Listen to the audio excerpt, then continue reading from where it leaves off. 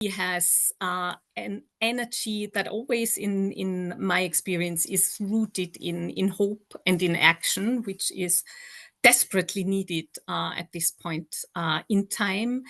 And Kumi is a person that opens the spaces up for thinking outside of the box, explore topics from different perspectives you might have not thought about before. And that's what we hope will happen in this setting as well. We started with a song, and Kumi will say more about it later on. It's AI generated, so even the song was already related to the topic.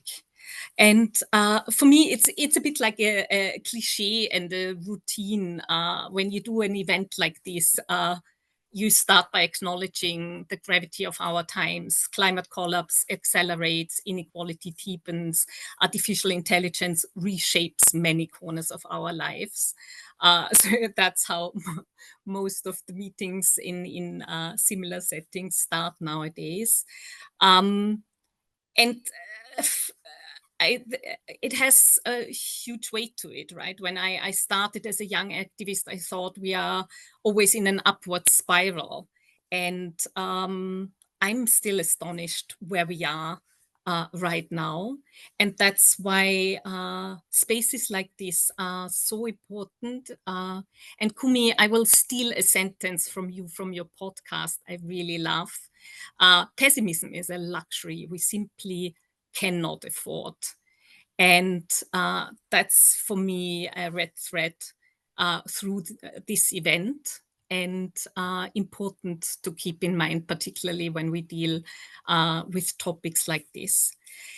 And before I hand over to Kumi, we would like to get a bit of sense of the room and your thoughts. And we have a poll for you prepared. We would ask you to answer, what kind of intelligence do you think does humanity most need to survive and thrive?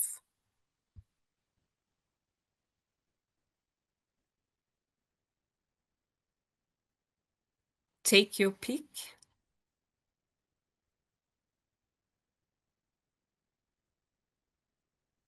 We give you 2 minutes for that.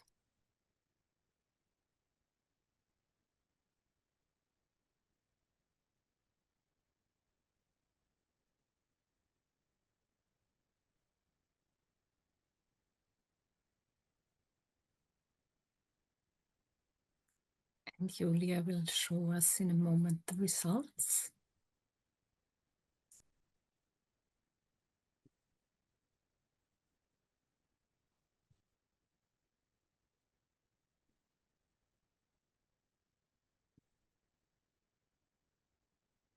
Yeah. Oh, here we are. 38% think we need collective intelligence, followed by 29% emotional intelligence. So I think then we are in the right meeting in terms of collective intelligence. No single mind or system holders have the answer we are seeking for. So it really needs a movement and a collective intelligence to find the right answers. And I think with Kumi also acknowledging emotional intelligence and the importance of it is something that for sure will resonate with our speaker. And with this, I would hand over to you for the first round, for your first talk, and then we see what questions come up and how we take it forward. Over to you, Kumi. Thanks again for being here. Thank you so much, Barbara, for that very, very generous introduction. I just want to check that y'all are hearing me okay, if I can get a thumbs up. Okay, great. So let me start by making a confession. I am very nervous, more nervous than I normally am to do a speech, because artificial intelligence is such a new thing, relatively speaking. Sorry. I can speak about climate August. and economic justice and gender justice and lots of things, but talking about, if you want, digital justice is kind of not something that I have a long-standing kind of expertise in. The other reason I'm more nervous today speaking to folks than when I was 15 years old in the anti-apartheid struggle is best captured in this story. Uh, some years ago, I was addressing a group of environmental grant makers in the US, and at the end of the speech during the Q&A, a very upset delegate put up a hand and said to me, Kumi, have you heard of Martin Luther King? And I said, yes, he inspired me and many people in my home country. And then she said, do you know what his most famous speech was called? And thinking it was a trick question, I answered very gently. I said, I have a dream. And then she shouted back at me. She said, yes, it was I have a dream. When I hear you speak, it sounds like you have a bloody nightmare. The forest is despairing, the sea level is rising, inequality is rampant, and so on. So therein lies the first challenge that we have to confront, and that is, how do we find the right balance between speaking truth to power on the one hand, not sanitizing the fact that humanity is actually in a very, very deep crisis. Um, None of us thought we will be in the moment of history that we find ourselves in. But Barbara, I'll just pick up and elaborate that quote that you shared already. But in the moment where we are, I want to start on an optimistic note, right? So, yes, it's true that in the moment of history we are in, pessimism is a luxury we simply cannot afford. But on the other hand, we must say that the pessimism that justifiably emerges from our analysis, our lived experiences, and our observations can, must, and should be responded to by the optimism of our thought, our action, our creativity, our courage, and our sense of humanity. So, yes, we can't sugarcoat the moment that we're on. We didn't think we will have fascism rearing its head and authoritarianism raising its head as it is. We never thought there'll be such a pushback on gender justice and gender equality. We never thought we'd see the media environment being so captured by very powerful interests and many, many more things, right? So that's on the negative side of the equation. But I want to suggest there's a positive side of it. And that is, I've been around as an activist now for 45 years, and I don't remember any moment in my history of activism where the appetite for big structural and systemic change is as much as it is today, right? I'm not saying that the majority of people in the world want, us to make the big systemic and structural changes that we need to make, but it's higher than it's ever been. Because if you look what has been happening on many crises that we face, right? So after the global financial crisis in 99, or say COVID in 2020, uh, 2008, 2009, and 20, when we're in the middle of the crises, our leaders will talk ambition. They'll talk about, oh, after COVID, they said we need to build back better. During the global financial crisis, the G20 said they will scrap fossil fuel subsidies and so on. But what the approach of power, because this conversation about artificial intelligence must be rooted in a conversation around power, because it's fundamentally to do with power, right? So what you see is that the DNA of those in power, when the universe gives us indications that things are not quite right, like during COVID or the global financial crisis, the DNA is all about system recovery, system protection, and system maintenance, when what is needed is system innovation, system transformation, and system redesign. And what I'm saying is that now I am seeing, whether it's on artificial intelligence or any other question that we face, there is a much deeper appetite to say, listen, we cannot just rearrange the deck chairs on the Titanic while humanity sinks. We need to ask ourselves, what is the root causes, and address the root causes. So I'm just want to start by thanking AI for NGOs for hosting this, and to Julia and Barbara for their leadership here. And just to say that, technology has never been neutral. And while this conversation needs to talk about technology, I'm hoping that we can go beyond technology. So, what kind of intelligence do we need, right? So, we meet a time when three great forces of our era converge: a deepening climate emergency, widening inequality, and the rise of artificial intelligence. The question before us is not only what AI can do, but what kind of intelligence humanity most needs to survive and thrive. And the answers that you gave just now, collective intelligence, I would argue, is fundamental, right? That our collective intelligence as a species of how we actually redesign the systems that we need to ensure not that we save the planet. And maybe I'll just stop here to just give you some good news, right? The good news is the planet does not need saving, right? If we continue on the suicidal trajectory that we are on, we warm up the planet to a point where we cannot grow food, we destroy our soil resources, we destroy our water resources, all of which is happening in my continent, Africa, at the moment at scale already. The end result is we will be gone, the planet will still be here. So, once we become extinct as a species, the oceans will recover, the forests will grow back, and so on. So it's really important that we just focus our minds to say averting catastrophic climate change is nothing more and nothing less than protecting our children and their children's futures, as well as addressing the challenges in the present moment that we find ourselves in.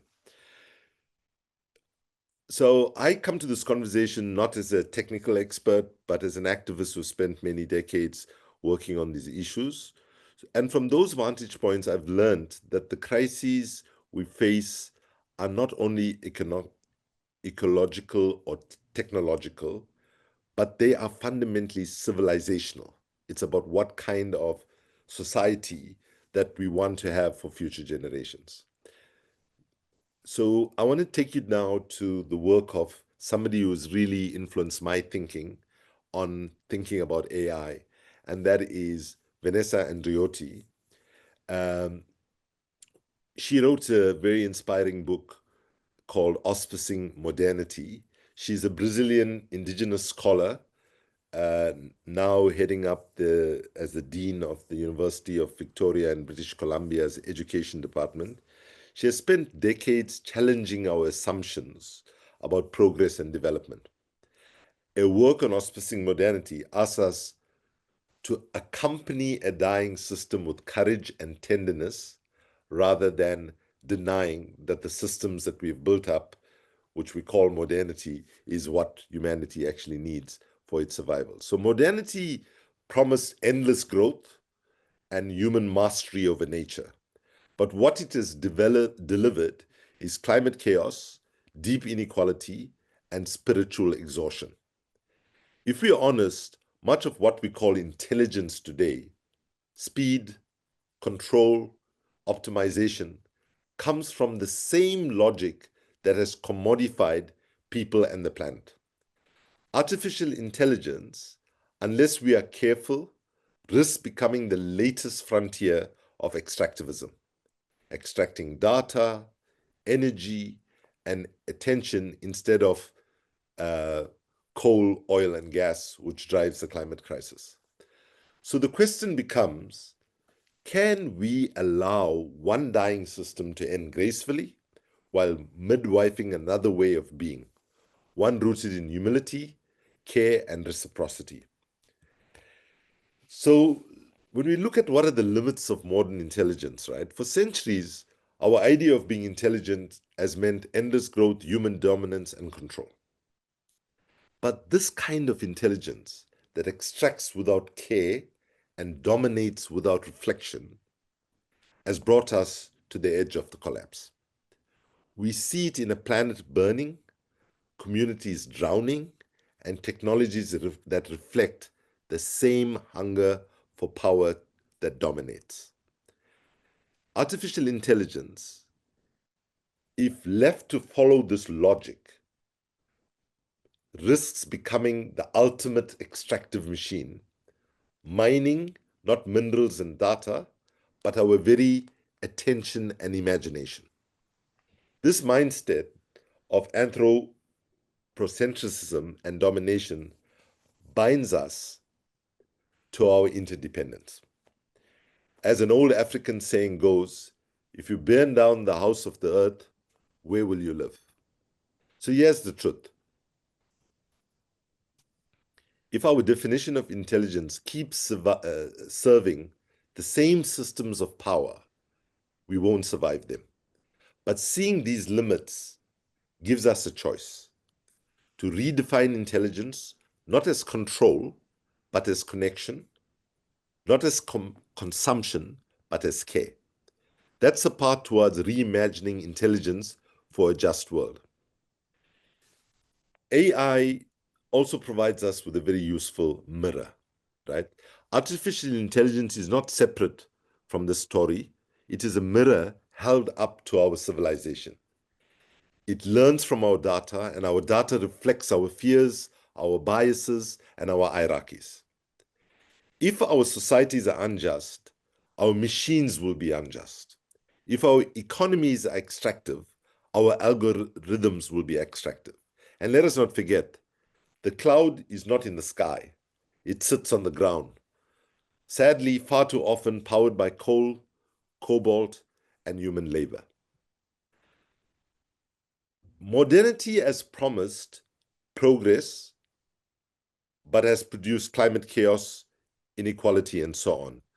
But the metaphor of hospicing means accompanying a dying system with compassion, acknowledging that certain logics, endless growth, extractivism, and so on, cannot be reformed, but must be let go. AI risks reproducing the same harmful patterns, speeding up extraction of data, energy, and attention that has driven the climate crisis.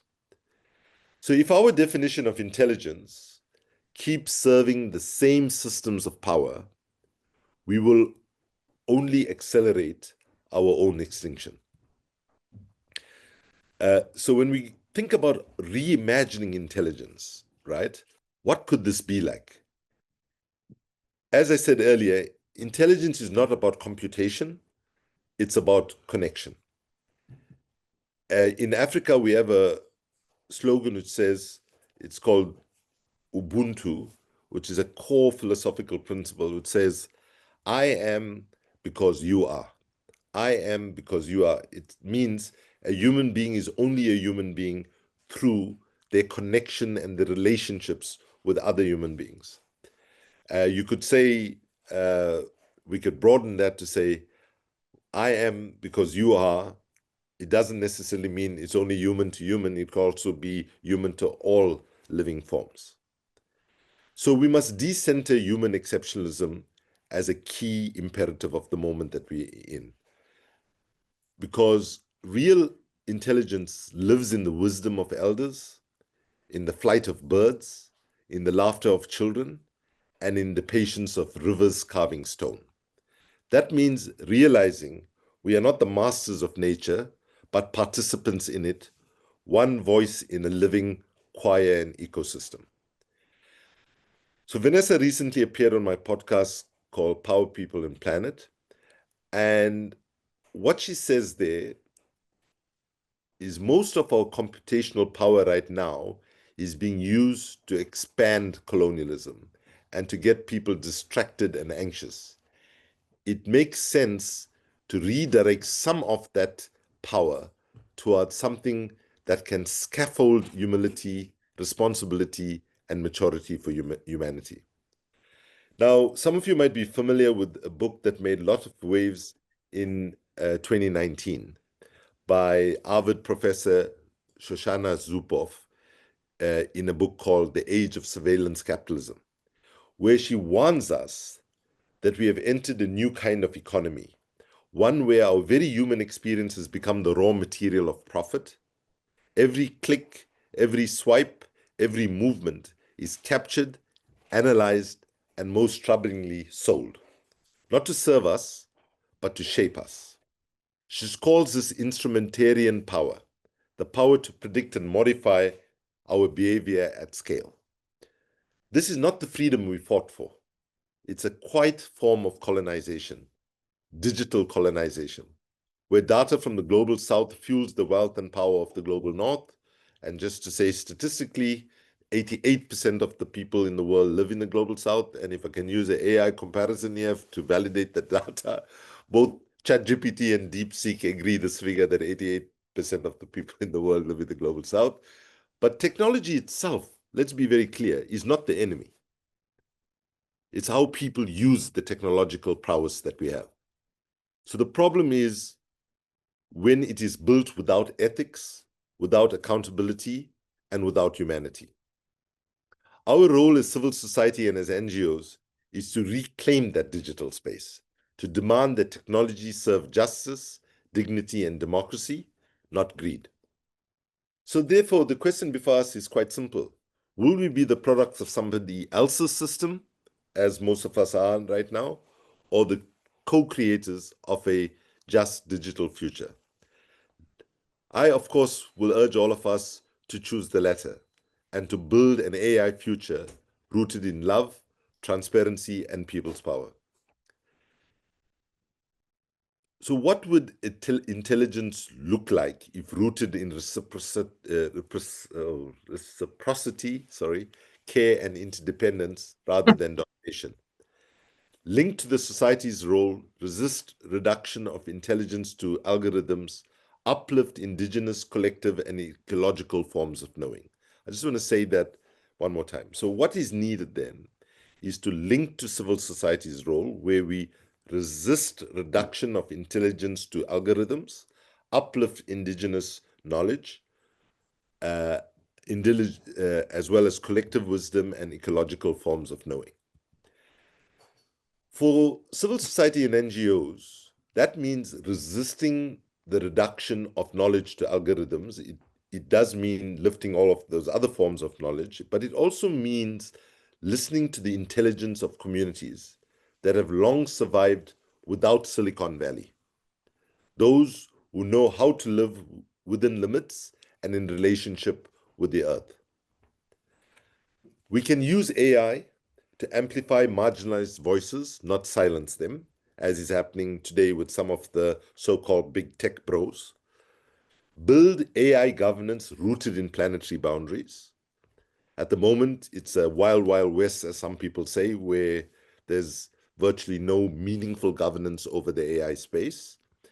Demand transparency and accountability from corporations, and ensure that AI supports, not undermines, human dignity. So let us just stop for a moment here just to look at the climate cost of artificial intelligence, right? We have to speak about this frankly, and we must recognize this is, again, fundamentally about power. AI doesn't exist in a vacuum. It's embedded in political and economic structures that decide who benefits and who pays the price.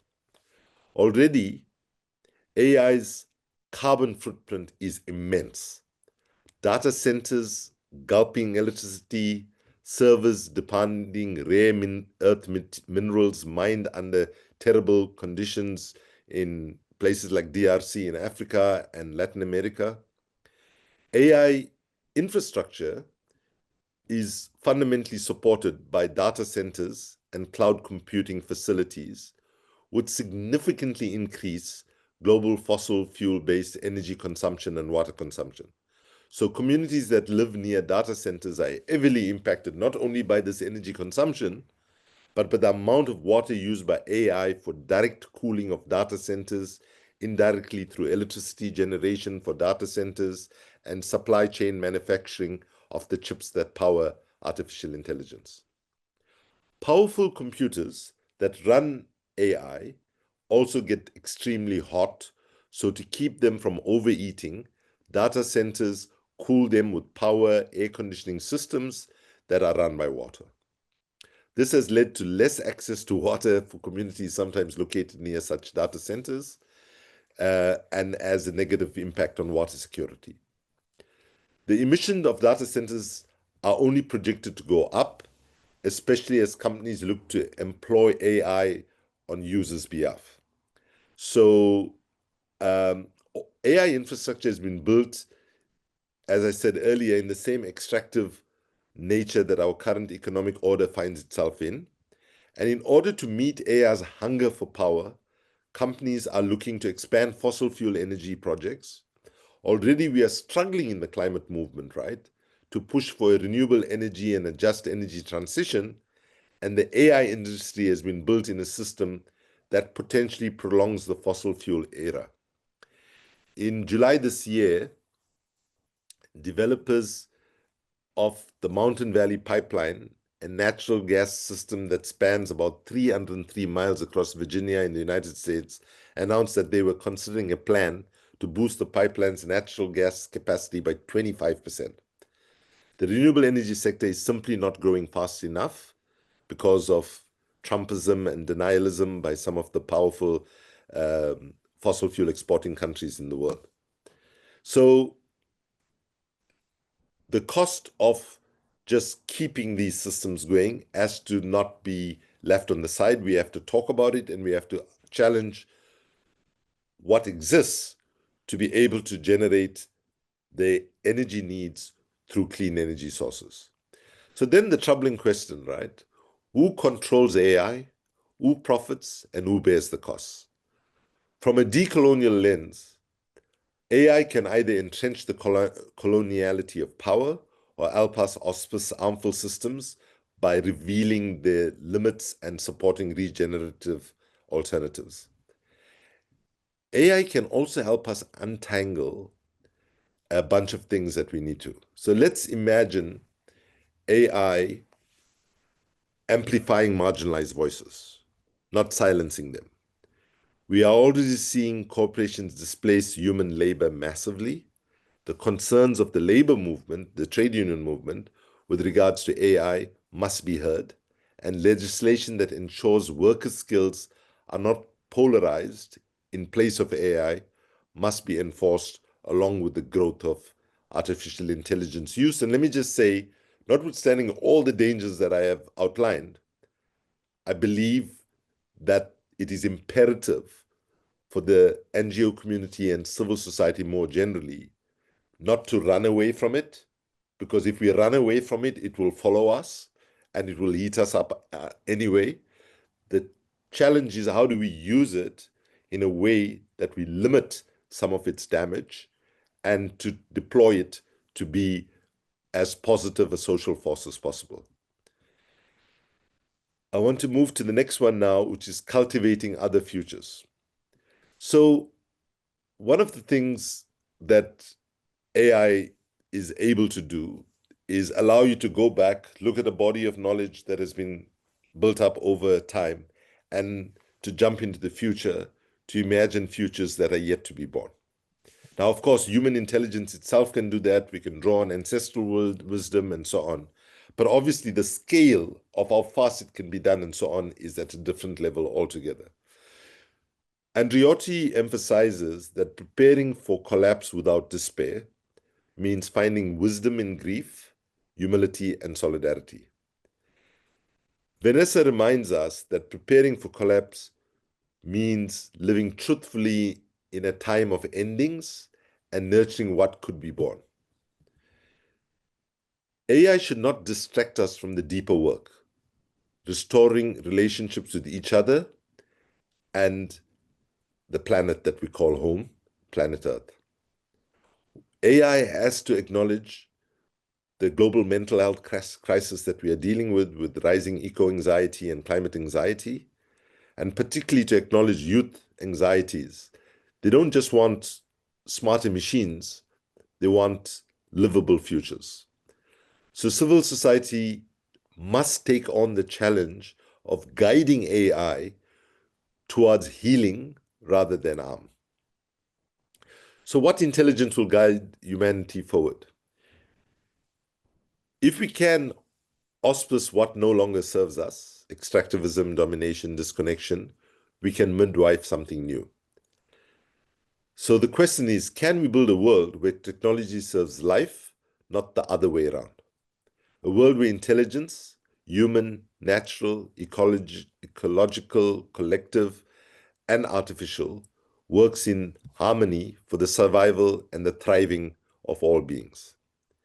If we dare to imagine with courage and creativity, I believe we can make intelligence an act of love.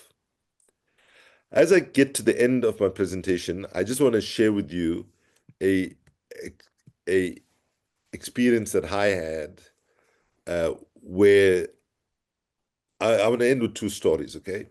So one is with Vanessa Andriotti actually published a book which is downloadable online called Burnout from Humans, which she wrote together with a AI bot. Okay.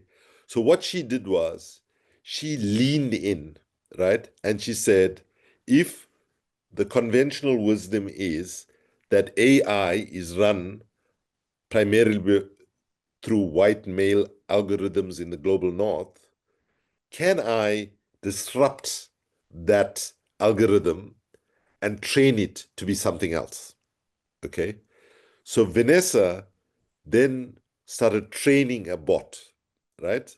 Which like is a personalized chat GPT. You have to pay for a subscription about I think $20 a month or something. So she decided, and she heads up a thing called Generating Collective Decolonial Futures, right? So she comes from a very decolonial perspective. And so she then said, I want to make this a decolonial intelligence, right? And so she started feeding intelligence information, speeches, and all of that. And I witnessed something in San Francisco 6 months ago that shocked me.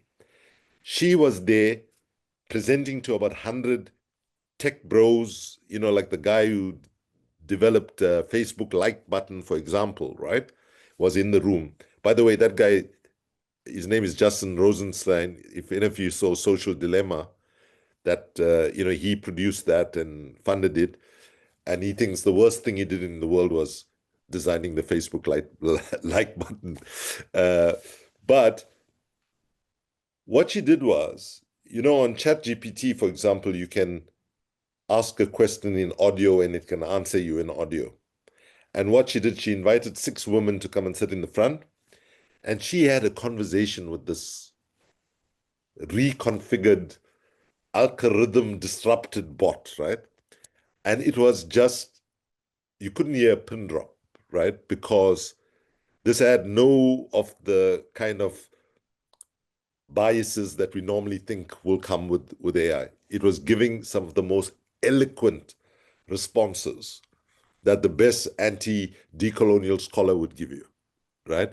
But it meant she had to lean in, she had to train it, she had to develop it, and so on. Now, I'm not saying that doesn't come without dangers, because it means you are putting all your stuff, at the service of another, if you want, machine, right? But the way I see that problem, right?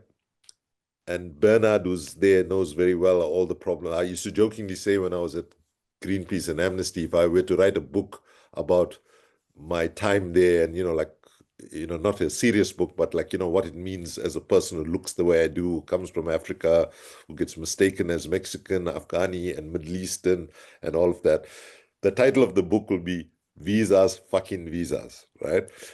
So, so, so, um, so I also have a sense that whether we engage with AI or not, the intelligence agencies of the world got many of us figured out anyway. They are able to, if you have a WhatsApp account or you are on email, they can track. Like I travel a lot for work, right? I can guarantee you if the CIA or the South African intelligence or anybody wants to know where I'm traveling, they don't need me to, don't need to go through an AI chat bot, chat GPT bot to find that out. They have that. And so each of us, depending on the nature of the work we are doing, are going to have to calibrate that answer for ourselves to see what works and what doesn't, right? And then to end on a personal note, so part of the challenge that activism, if I look at my time at all the movements that I've been part of, if you ask me this question, why is it that Amnesty, Greenpeace, Civicus, and global call to action against poverty, all of these other movements that I've been part of. Why is it that we're not winning big enough and fast enough, right? Because if we're brutally honest, and this moment of history calls on us to be brutally honest, right? Which is, we should tell no lies and claim no easy victories. We should listen to what Albert Einstein once said when he said the definition of insanity is doing the same thing over and over again, expecting to get different results and all of that, right? And so we need fresh thinking, and we need the imagination to imagine things differently. So, in any case, Archbishop Desmond Tutu, hopefully many of you know of, passes away in December 2021, and I'm at his funeral. And our son, who's a very popular hip hop artist and rapper, sits his mom down and says to us, "You know, I need to tell you guys something. You're really, really not good at what you'll do. You've been fighting for human rights, democracy, gender equity, sustainability, and all since always teenagers. And when I look at what's happening in the world, it's all moving in the other direction. So why don't you chill, accept that you're old now, and spend the time that you should have spent with us when you're unsuccessfully running around the world trying to save it, right?" Okay, he was, you know, being a beautiful child and like trying to provoke us into actually working less was his main objective. Not that he wanted to stop us from doing it. He said, "You guys must work less." So then when I asked him, why is it that we're failing? He said, "It's because you'll aim all your narratives at the brain and you'll ignore the heart, the body, and the soul." And, sometimes now I think about some of the speeches I gave when I was head of Amnesty and head of Greenpeace, some of the press conferences I did and all, and I think, my God, what was I thinking? The words that came out of my mouth, it's mostly my colleagues in those different institutions that understood what I was talking, and maybe 2 to 5% of the global public. So really, you cannot disassociate the question of artificial intelligence in the current moment and the biggest failure of activism, which is a communications deficit. We are not talking a language that resonates with the vast majority of people who are spectators in a struggle that they should be central players in. So anyway, on a sadder note, a few weeks after that conversation with Ricky, he took his life at the age of 34.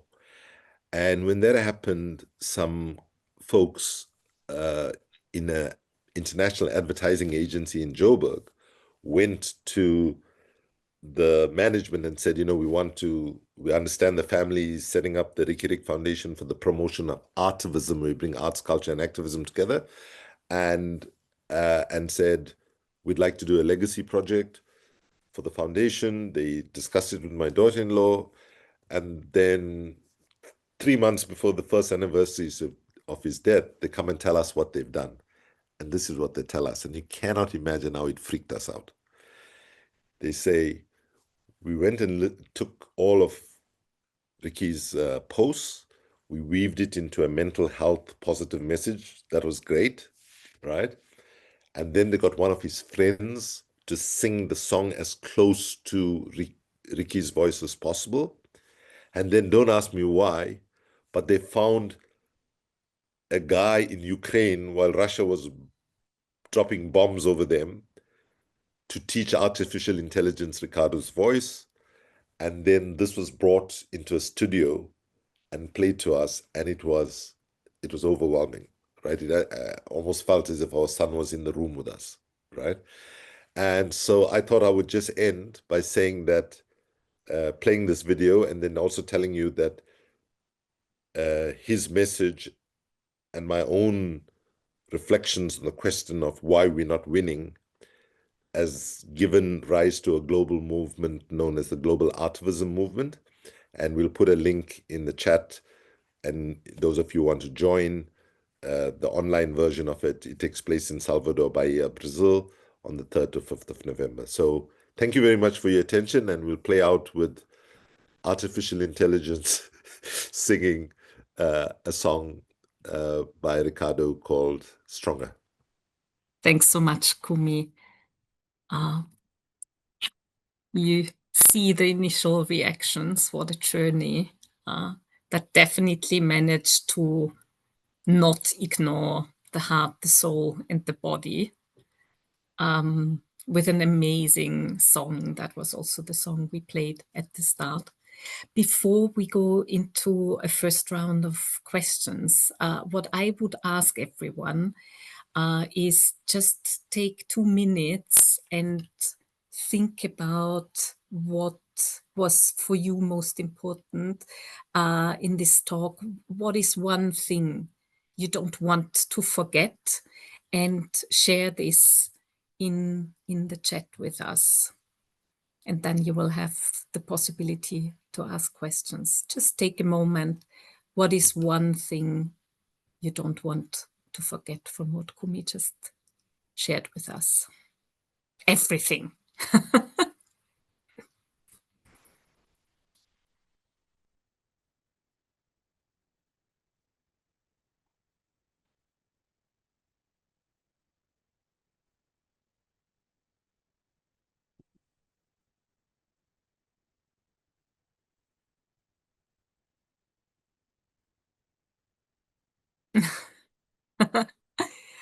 Amazing quote about not running away.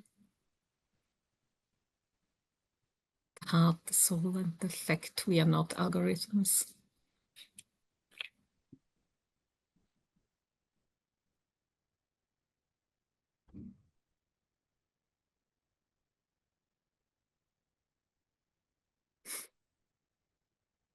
AI as a mirror, open to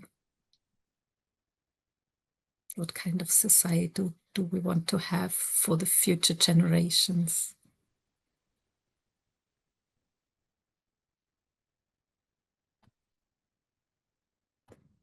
The question itself, which kind of intelligence we need in these times, rather than blindly rallying around AI like God-given.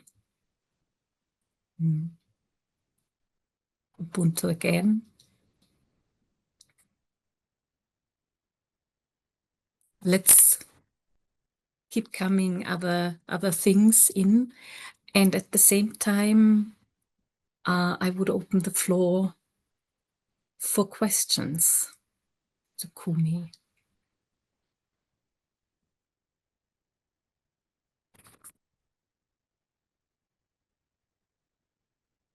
Who is the brave first one?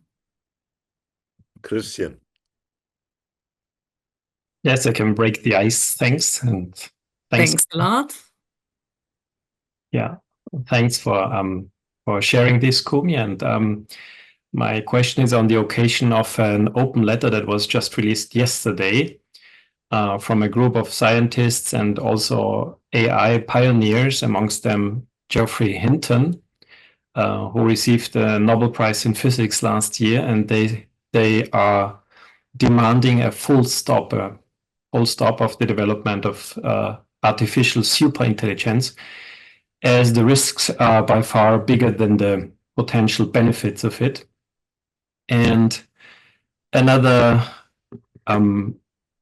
awardee of the Right Livelihood Award, Nicolas Perlas from the Philippines, a sociologist and also environmental activist and expert on organic agriculture. He recently also passed away, but before he published a book on the risks of AI, and he sees the probability that AI will extinguish humankind as comparatively high. We can't ask him now anymore because he has just passed away, unfortunately, very surprisingly.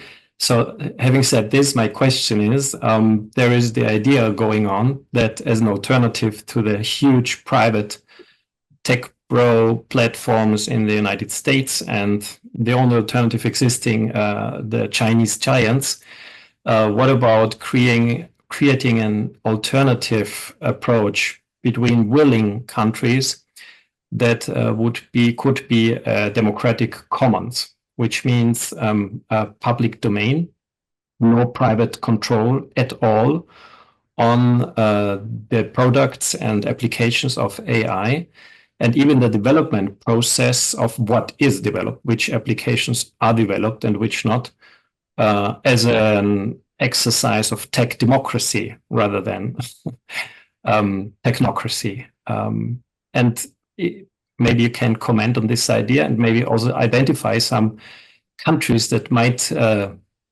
take the lead of such an alternative approach to this instrument, as you said, because it's a nice to have, but by no means is a must have, in my view, AI. Excellent. Thanks, Christian. I'm not surprised you are asking a question about radical rethinking, and I'm very curious to hear Kumi's answer. So thank you so much, Christian. I think radical thinking is what we need right now. However, what I think is we need to construct a continuum of approaches, okay, where we need to do multiple things at the same time. So if I were to just take your wonderful contribution, I would say, starting with the letter from the scientists and AI generators who now are having a rethink, and them raising the dangers of what this could mean at the higher end. I don't think, like, for example, they are saying Google Maps is a bad idea, right? For example, which is obviously also artificial intelligence at a lower level, right? So I think this high level stuff, I would say that there should be a legitimate place for folks within civil society as saying, actually, if we track what's going to happen, these are the implications. And I think we need to listen to those voices on one extreme, right? On one side. On the other hand, people who are saying, let's lean in, let's make the algorithm the most user-friendly that it can be, and let's put some measures of control around it. Or people who say, we need to use your language, Christian, or I don't know whether you were quoting, we need to democratize the digital commons, right? Or, even if you look at the Twitter sphere, right?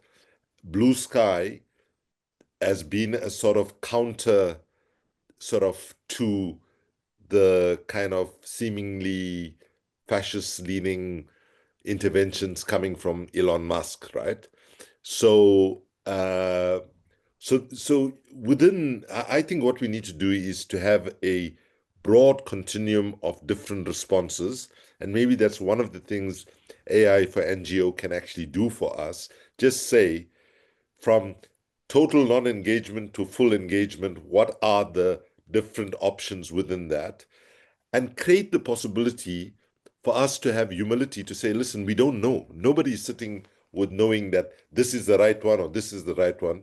We need to test these different notions. And while we are testing these things out and engaging around it, let's have a culture of dialogue that does not dismiss anything because it's too radical or too hesitant or too embracing or too uncritical.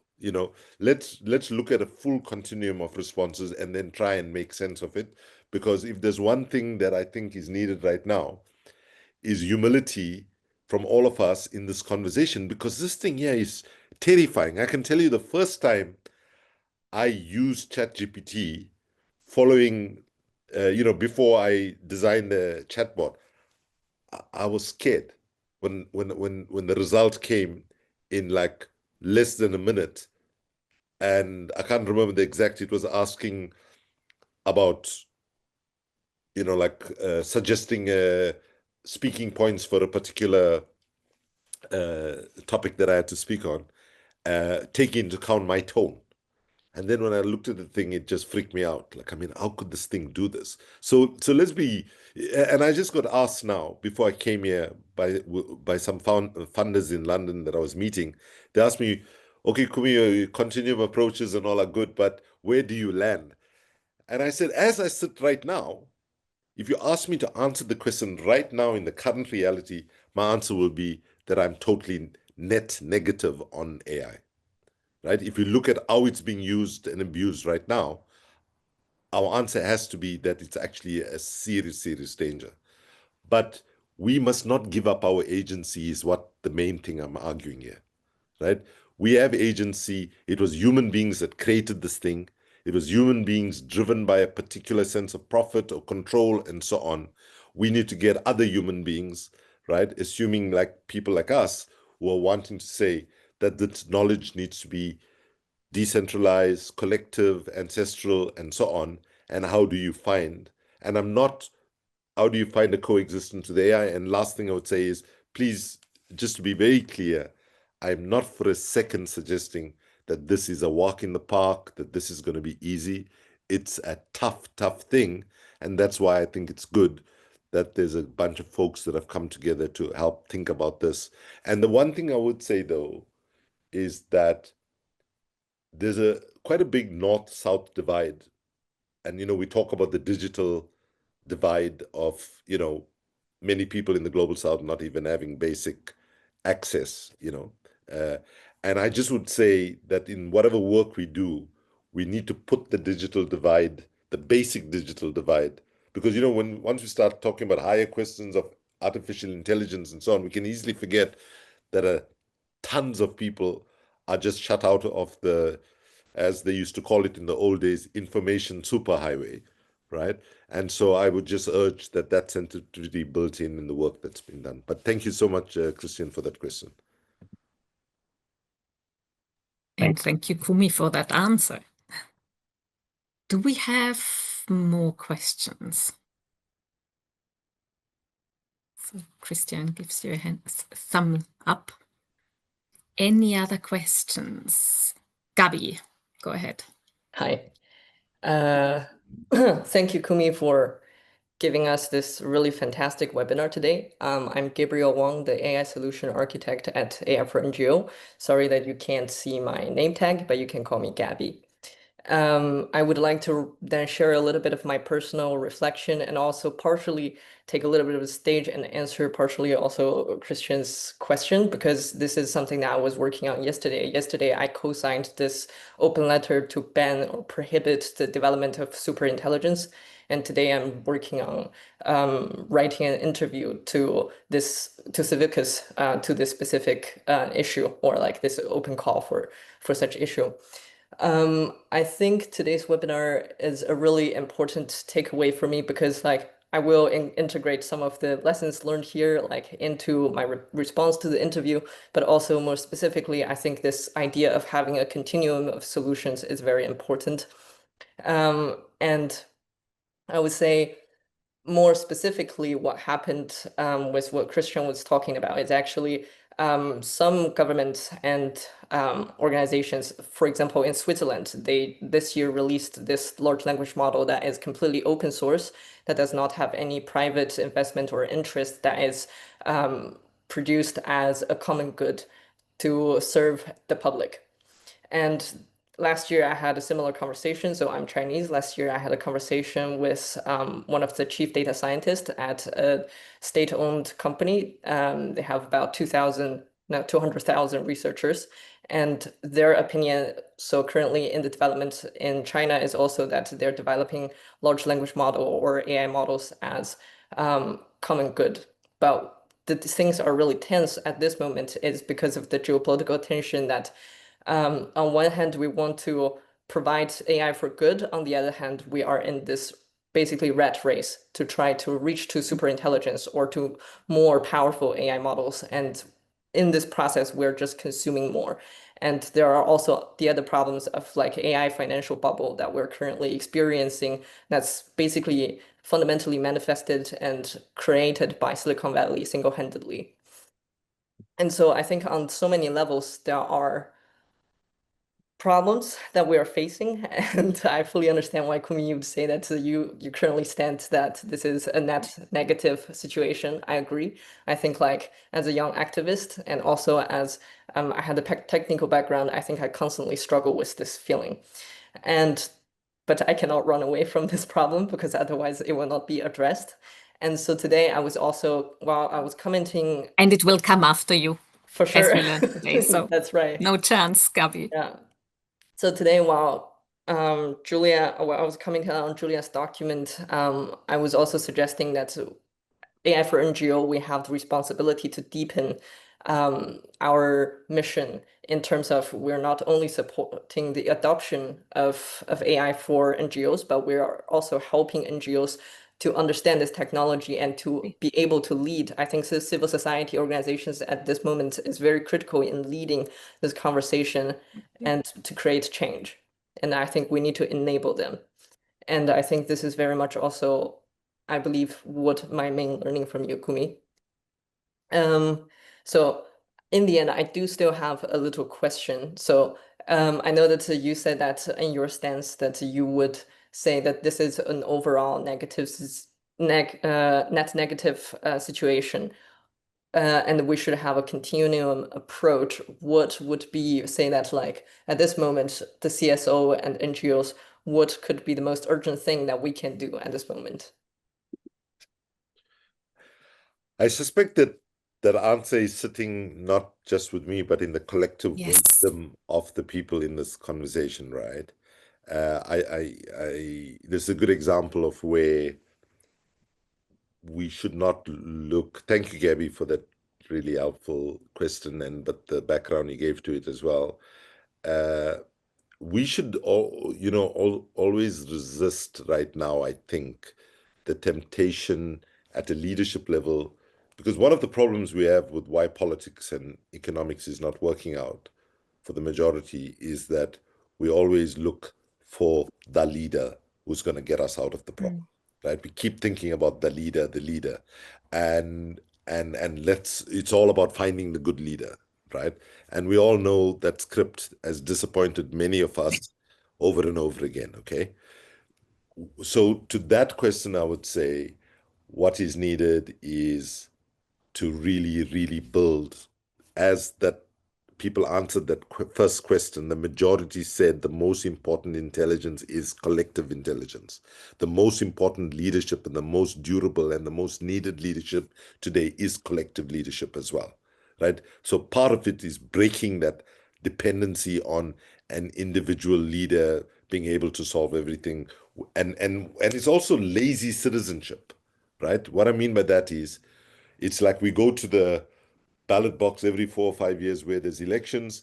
We put our faith in somebody that gets elected or doesn't get elected, and then we just chill for the next 4 or 5 years and say, okay, we don't have to do anything. We voted.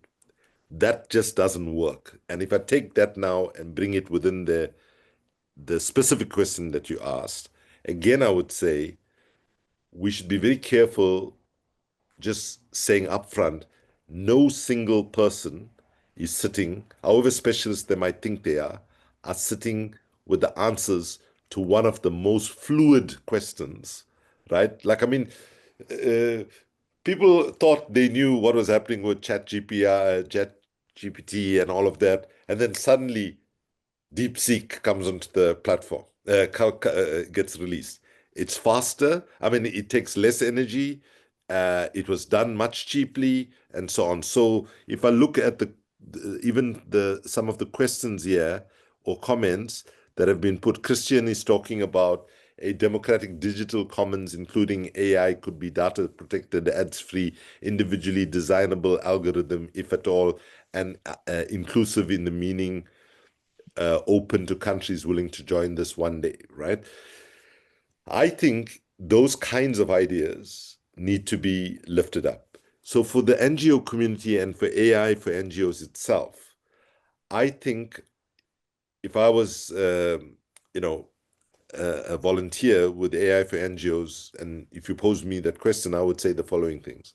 One, the most important role would be to deconstruct this conversation, make it accessible to people who don't have the necessary knowledge and tools. Very few of us have it. I don't feel I have it, to be honest. I had to prepare really hard for this session to make sure that what I said didn't come out like me being a complete idiot, right? So the one thing is creating a typography or continuum of different responses, just pros and cons of each of the different responses. I just started the continuum thing. I'm sure you can have more options in that continuum and making that accessible. And third, creating a culture of conversation that says any position you take on this issue, nobody should shout at you and say, you're wrong, you're an idiot or something, because we are all idiots in this conversation. Right? No, really, I'm saying this very seriously. We have to embrace this conversation with humility because, just because somebody goes and sit for 3 months, 3 years and do a PhD on AI doesn't make them an expert for me, right? It makes them that they have certain technical skills and knowledge which maybe we all don't have, right? But the thing is moving so fast, the scale of it is so humongous that human intelligence will never be able to process everything that's emerging on the scale that it's emerging. So then I would say, practically speaking, then AI for NGOs could be doing things like thinking about some tools for coping, right?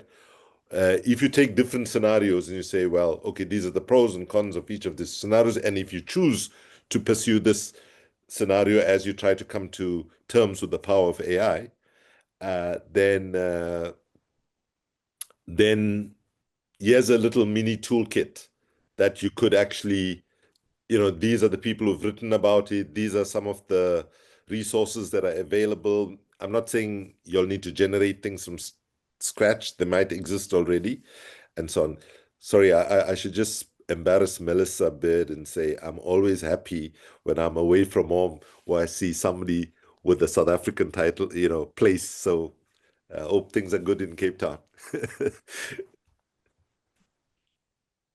Sorry, Gabby, I hope I answered your question. I kind of did a little bit of a dodge on it because I didn't want to be too specific, but I wanted to put it in a framework of thinking about it. And again, in the spirit of what I said at the beginning, I'm not sure that the answer that I gave is the right one, right? It might be off the mark. And what we need to be saying to people, come into the conversations even if you think you're going to be off the mark, right? Because nobody is going to be 100% knows everything. And we should never create, and maybe the last thing I would say for AI for NGOs, I think your framing needs to be the one word that should typify who you are as you develop and move forward. The one word should be humility, and then the intention should be learning, right? That you are going to be learning together with the people that you are working with, and whatever you learn, you will communicate it timelessly in formats that are accessible and so on. Thank you. Thanks a lot, Kumi. And I think you just showcased what this is about. It is not about having the one right answer, but starting a conversation. As a board member in AI for NGOs, I think for me, the beauty of this startup still after 1 year is that it's not just selling products and selling a product you plug into your organization and then you know how to deal with AI, but it actually provides spaces like this to tackle things from different angles and try to understand how we can accompany NGOs on this really difficult journey. And I see a hand up, so I will be very, very brief. Kumi, you mentioned also in your talk what I really like, the worker skills, and we need to sustain them and what it means seeing how AI really changes the whole labor market. So including topics like this and helping people to cope, I think is and will be a crucial element of this organization. And Andrea, I hope you also have thoughts on this, but it's also fine if you just have another question. But I would invite others as well to share their thoughts and not shy away from saying things that might be not fully thought through. But what do you think your organizations, institutions you work in could contribute, or you as a person? Kumi also invites us to rethink activism. So activism is not just something that is happening from and in institutions. So wherever you stand, the thoughts are welcome in this space and will be helpful for this conversation. Andrea, go ahead. Thank you, Barbara. I think for the AI for NGO, and I'm well known at AI for NGO because I'm always coming. What AI for NGO is doing, at least for me and my organization, I'm working at Südwind in Austria, is providing a space to think together about what is happening and how we can deal with it. And one thing, and I think this is it's great. It's the only place actually that I found so far. I've read Vanessa Andreotti, as we are coming from global citizenship education. So my colleagues who are working on that are are building on her thought when they teach in schools about global relations and how products influence life worldwide. So what I wanted to share is that recently Vanessa Andreotti published Radioactive Flower: A Safety and Integrity Guide to Meta-Relational AI Protocols. And that really, it concerned me a lot when I found this on her, I think, LinkedIn page, because it includes passages where she makes you aware of your data and how you should deal with it. And she takes precautions. She will also take her AIs offline by the end of this year. And she will draw consequences of all the different Trumpist things that are happening at the time. But on the other hand, there's a part in it in part 4, she's pointing to things that we can do together to kind of really interact on a fair basis and to use AI on a fair basis. And I think this is really worth looking at. And I really would encourage people to do so. I've posted a link in the chat. So that was just my 2 cents, really. Not a question, I'm afraid. And I agree with you. Thanks a lot. We have another hand up from Bronwyn, is it? Hi, everybody. My name is Bronwyn. I'm from South Africa, but currently working and living in Ireland. I think for me, just listening to everything that you talk about, Kumi, and it's kind of related, I think everything is the work that I do is a racial justice work within Ireland. And like we always say, everything is connected and everyone is connected. And so for me, sometimes when we talk about we need collective this and we need collective that, I think we also need accountability. I think we often forget in the hopes, and we always talk about intention versus impact, and we all have the well-meaning intentions of calling power to action and solidarity movements and storytelling and all the things that we know intellectually, but people often forgetting that it's a practice and it's an embodied work. I see it a lot when people talk about, when you mentioned Ubuntu, people talk about it a lot over here as well, but it's also, again, just taking bits and pieces of it to suit an agenda and not realizing that that Ubuntu is an embodied practice. It is a way of being. And so if we are to reimagine, we also need to, if we really have to do the work, it is going to be deeply uncomfortable and inconvenient. And we need to ask, are we willing to do that, to sit with that, within that discomfort? Because we can talk about inclusivity and all of the things, but what does that mean in practice? Are we willing to challenge the systems of power that continuously keep people on the margins? And that's why I hate when people say we have marginalized people. No, they have been pushed to the margins by systemic and structural barriers. Name the things, because it didn't just happen out of the ether. It happened systemically. It happened by design.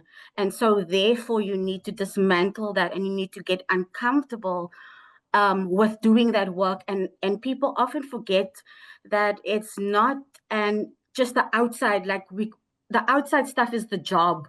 The inside stuff is the work, and it has to work in tandem with one another. And so we constantly, like if we living in Europe as someone from the global south, as they like to call us over here, we're the global majority, like, you know. So as someone navigating life on this side, doing the work on the front line of racial justice work, there's always a barrier, especially as a woman even.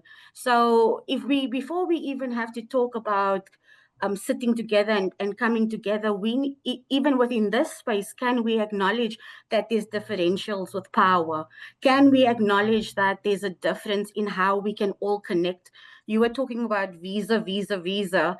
That's the way we navigate our life here on this side of the world if you don't have the right passport. So I could be part of really great discussions to talk about collective healing and healing justice work and all that.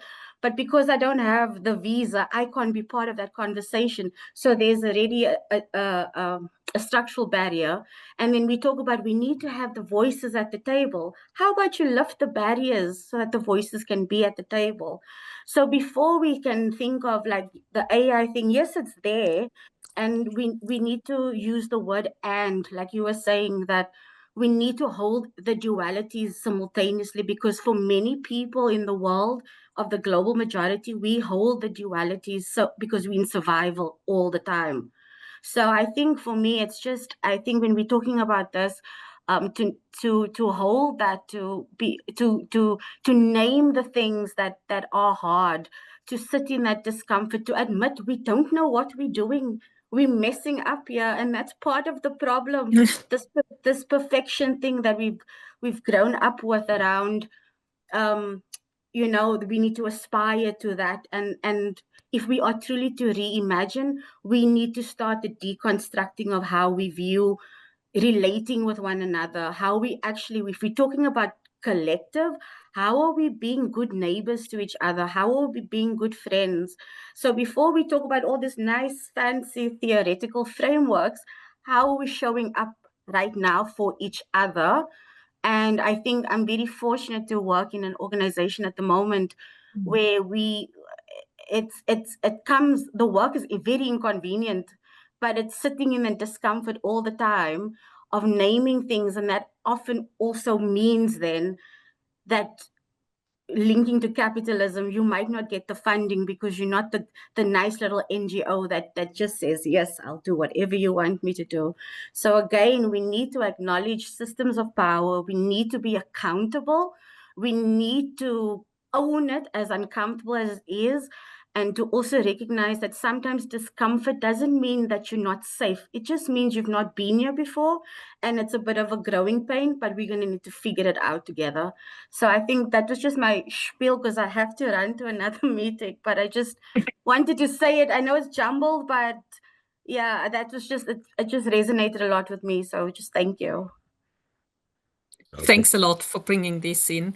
And Kumi, I will give you in a moment possibility to respond, and we also record this, so you can also watch it later on. But I want to give Ira a chance to also come in with her point or question. And then Kumi, I will pass back to you for wrapping up and final remarks. Okay. Thank you very much. I would like to go back to the point that was raised at the very beginning, pessimism and optimism. I came across a story yesterday that one of the current developments in AI was to work on open-ended stories, so that when people read a story, they don't get a fixed ending, but that the narrative will dive into people's emotions and prior knowledge and all of that. So when I thought that through, I thought this could, when AI is a mirror of our system, this could turn into a complete nightmare. So my question is, if we try to turn this around, would you see a place for AI in using narratives in a constructive way in the direction of working on possible solutions and also the path to go there. And involving all the kinds of intelligences that you've already talked about. So using AI also as this kind of prospective tool to create the kind of future that we want and that we need, and the roles that maybe NGOs could play in this. Thanks a lot, Ira, for this question. And Kumi, with this question also opens up a good possibility for you, Kumi, to look into like a possible future. So I would hand over to you for final remarks. Thank you, Barbara, and thank you everybody for your questions, your comments, your notes in the chat and so on, which have all been very helpful to see. So, Ira, if I were to attempt an answer to that question, I would say we need to be open to looking at what is the proposition that is being put on the table, what is being offered, and then figure out on the best case scenario, this could play out A, B, C ways, and then you wanted to go the worst case scenario, it could play out in X, Y, and Z ways, and then maybe realistic scenarios somewhere in between, right? And so I don't have the answer. I have more what I think might be an approach of let me listen, let me ask questions, let me interrogate the questions, let me make sure the question is clear before we actually end up arriving at what our position is. Because quite often in this moment, we are asking the wrong questions quite often. And maybe if I can just move to that point in conclusion, right? So like we've been talking, just to give you an example, right? Notwithstanding collective intelligence, ancestral intelligence, and all the other forms of intelligence that we noted, let's look at how we've been addressing the climate emergency, right? So basically, if we can be very simple, right? Imagine you rush to work one morning in a bit of a hurry. You come back home at the end of the day, right? You open the door, you walk in and you see water coming out of the bathroom, right? And as you pass the kitchen, you pick up a mop and you proceed to the bathroom. When you get to the bathroom, you open the door and you say, oh, I left the stopper on in the bath and it was dripping, so it filled up over the day and that's why water is coming. What do you do first?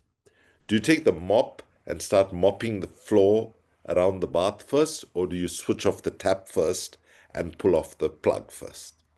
Obviously, you switch off the tap first. Now, think about how we've been addressing climate change. Basically, it took us 28 years of negotiations, even though fossil fuels, oil, coal, and gas constitutes 86% of what's driving climate change, right? But it took us 28 years before the term fossil fuels was even mentioned in a COP, the Conference of the Parties to the UN Convention on Climate Change, even naming it. That's as absurd as Alcoholics Anonymous holding 28 years of conferences before they develop a backbone to mention alcohol in the outcome document. And by the way, there's a relation to why that happens. That happens because the biggest delegation to the COPs is not the US or the EU, or the largest delegation, and growing, by the way, every year, is the fossil fuel industry. That's as absurd as the largest delegation to an Alcoholics Anonymous conference being the alcohol industry, right?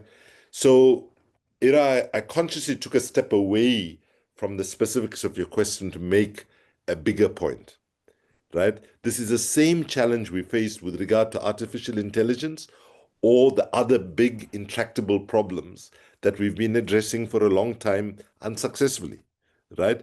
We don't pose the questions sharp enough and we rush to an answer too quick, right? Like without the right kind of in-depth exploration and so on. So as we run out of time, I just want to end on the question of hope again, right?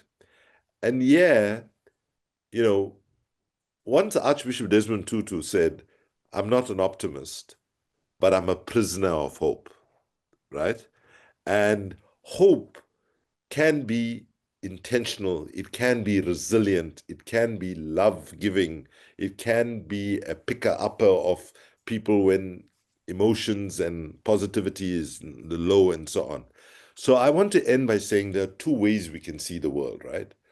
One way where we think we are here, and we look around the world and we see Trump and we see Orban and we see, you know, the genocide in Gaza, you know, all sorts of horrible things happening, and we can sort of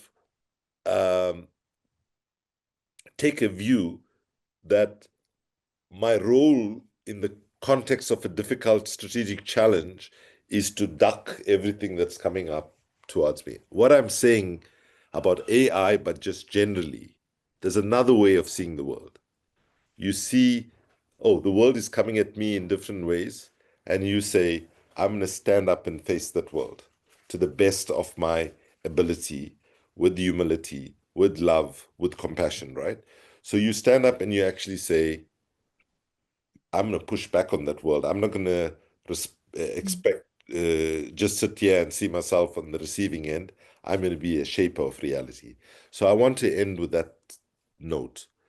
Please, everybody involved in this conversation, those with power, those who are controlling the AI industry, those that actually control our governments and are driving both the military industrial complex as well as the fossil fuel industrial complex, they want us to believe that we are too tiny and too small to push back with alternative realities. So I say to you in conclusion, please do not give up on the hope that we have the collective intelligence to generate higher forms of knowledge to address the AI challenge as well as other challenges that we face with purpose, with fortitude. And just because we don't have the full answer to the questions before us is not a reason for us not to engage, because nobody else has the full answers, whether to AI or the list of other challenges that we face. Thank you so much for having me, and thank you so much for organizing this webinar. Thanks so much, Kumi, for this. What I take with me is we have to and we will hold the space and not try and attempt to have all the answers, but provide this spaces to question, to discuss, and find collective answers with emotional and intelligence as well. Thanks to everyone here. AI for NGOs also provides learning spaces. Soon a learning tool will come out, and I'm sure Julia and colleagues will send more information about that. So this will continue. But I think it was really a crucial moment also for the organization to have you, Kumi, here and open this topic to a far wider discussion than only how to deal with it and what tools are out there. So huge thanks to you, huge thanks to everyone who got up early, stayed up late to listen to that, and have a wonderful rest of the day or rest of the night. Thanks a lot, everyone.